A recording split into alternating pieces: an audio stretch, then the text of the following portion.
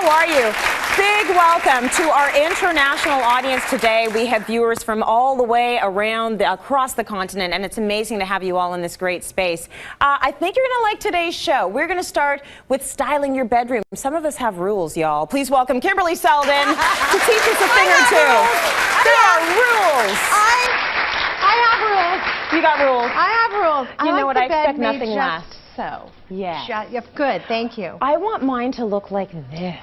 This just looks like such a sanctuary. You want to come home from work and just dive on this one. It's beautiful. And you do want that because we spend a third of our lives in bed. You all know that. Yeah. So it's important that it feels psychologically like a place that you're going to be able to rejuvenate and recharge your batteries. So color scheme is very important. Blues are perennially popular because they're calming and they're quiet and they're zen. So you can never go wrong. This beautiful bedding we picked up at Oli, which is one of our favorite stores, and they're really experts in what you need to build a bed from the ground up, a bed that you can enjoy for 20 years. Right. Because and that's how long you want it for. So buy a good bed and be that person in the store rolling on the mattress, like you gotta test it out. Exactly. And get the, really good bedding that you're gonna love. I have a duvet that is literally 24 years old. It's Do you still really? in beautiful shape. I've cared for it, but when you buy quality, it should last a very, very long time. Right. So this obviously is a very layered bed, starting with an upholstered headboard. I like the idea of an upholstered headboard because I read in bed. Me too. So I like to be able to lean back, and I know the brass headboards and the wrought iron headboards are all gorgeous, but for me they're not as comfortable when I'm sitting back with a good book. So that's important. If you know, for example, that you or your husband has oily hair, because my hair is very dry, I don't have this problem, but if you have oily hair, you do want to consider whether or not that's going to leave a mark over time on the headboard. So a lot of people will use the Euro shams behind their heads, which is much easier to launder. So often the Euro shams will choose are textured like this one because they don't show the wrinkling and the crinkling, but they still have to be able to throw them in the laundry and take them out of the dryer.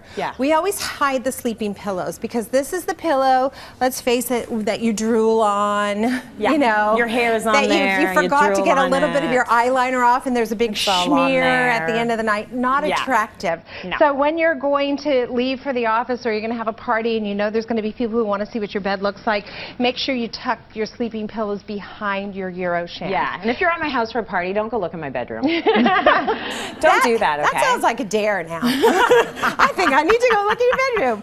And then the great debate, how many pillows do you need on the bed? The answer is you don't. 15. Exactly. The answer is you really get to decide how many. There's no denying that this layered look is very pretty. So adding the extra blue here in front, these are not sleeping pillows, they're decorative pillows, but for those of you who have a bad back and you tuck a pillow between your knee, this is the perfect size pillow to do just that. Right. Or the pregos out there. You need a little bit of help. That's right. And also when you're thinking about a flat sheet, a lot of times you want to think about a nice decorative feature at the end of the flat sheet. Turn that out and it becomes part of making the bed. Yeah. Now, I love to sleep with weight on me, even in the summertime. Me too. So I always have a coverlet, and the coverlet would go on top of the flat sheet, like this is, and it would stay there all year round. For me, it stays there all year round. For some people, they'll take it off in the summertime and they'll just sleep under the duvet because it's lighter and it's cooler, but for me, I like it that way.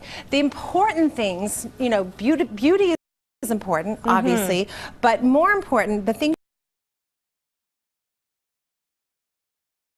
you really want to spend money on are the things that you don't see. So Tracy, if you don't mind doing a little peel back. So what's happening under here? You can see there's a layer of the duvet at the end of the bed. Then there's our coverlet. Then we have a nice fitted sheet. Now think about a fitted sheet when you're measuring the top of your mattress. People always say, what's a typical size top of the mattress?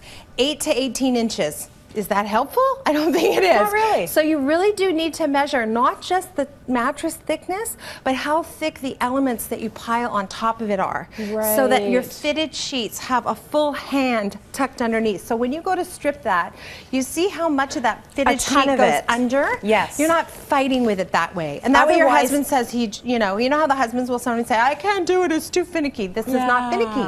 So you have to do it. It's made for big, meaty husband hands. There you go. There you go. Otherwise, it's such a workout. It's hard. Exactly. You're fighting with it. So then next we have the mattress cover. You do want to have a mattress cover because, again, you're going to sometimes you sweat in the night, you have a fever, you're sick. You want to make sure you protect that. And we put the mattress cover on top of the feather bed.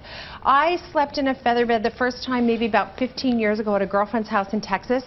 I tore that bed apart to figure out why that was the best sleep I ever had, and it's the feather bed. Now, a feather bed can run you anywhere from $100 to $1,000. You definitely want to spend a decent amount on it because if it's $100, chances are inferior feathers have gone into it, synthetic feathers, or the bits that nobody wants, which have a lot of quills and a lot of prickly bits.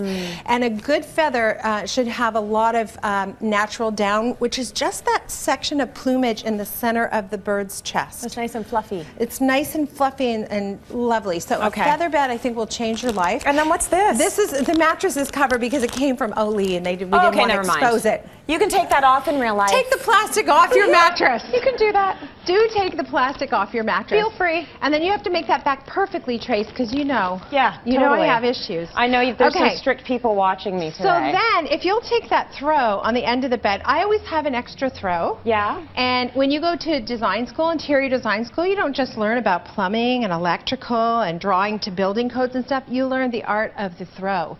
And you do something like this. Look at the perfection of it all. See what I'm saying? This took years. Don't try this at home. Yeah, like this is experience. But if I'm having a party, I will do something, pretentious and ridiculous like that.